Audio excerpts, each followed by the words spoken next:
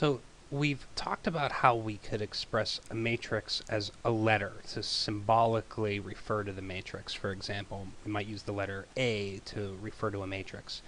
And one of the reasons we might want to do that is because sometimes a matrix will be unknown, and we'll want to be able to perform some algebra to figure out what the matrix is, just like sometimes we have a number that's unknown and we want to use some algebra to figure out what value the number is.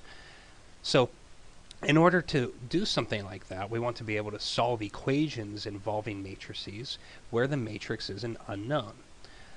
So we'll be doing that a little bit later in the course, and we'll see some applications of why it would be useful to be able to do that. In order to work with an equation where the matrix is an unknown, we need to be able to perform algebra operations, so things like adding, subtracting, multiplying, and in some cases dividing. So for example, if we want to multiply a matrix by a number, all we have to do is multiply each entry of the matrix by that number. Let's say we have this example. The matrix capital A is the 2 by 2 matrix with entries 1, 3, 2, -1. And let's say I want to calculate 3 times A. What does that mean? Well, I'm going to multiply each entry by 3. So I'll start by taking this number 1 and I'll multiply that by 3. Then I'll take this number 3, multiply that by 3. Multiply the 2 by 3, the -1 by 3, and that's the result. That's what we mean by multiplying a matrix by a number.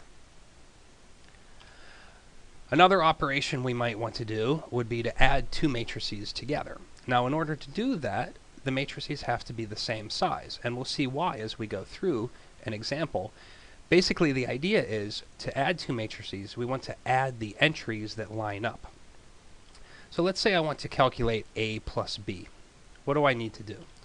Well, I'm going to start by adding this 1 to this 3, since those entries line up. They're in the same row and the same column, so they're corresponding entries. Their sum is 4, so that's what I get for the entry in the corresponding position of the sum A plus B. Similarly, I want to add this 1 to this -2. That gives me -1. This 2 with, this -2 with this 0 gives me -2. And similarly with the rest of the entries.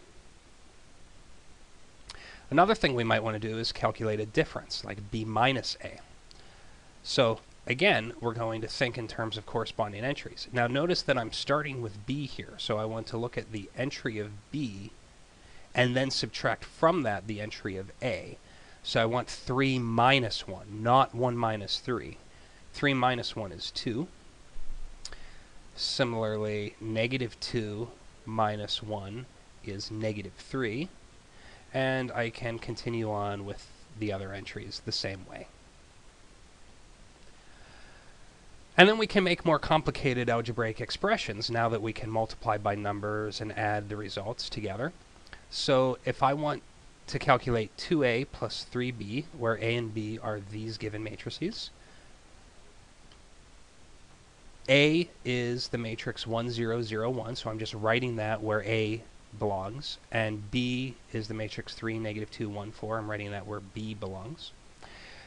The order of operations here is the same as it is with just numbers, so I want to do my multiplications before I do additions. So the first thing I want to do is multiply the A by 2. And then I want to multiply the B by 3. And doing that produces these two matrices. Then, once I've completed that, the next step would be the addition that comes after the multiplication in the order of operations. So I'll add these two matrices together by adding their corresponding components, giving me this matrix.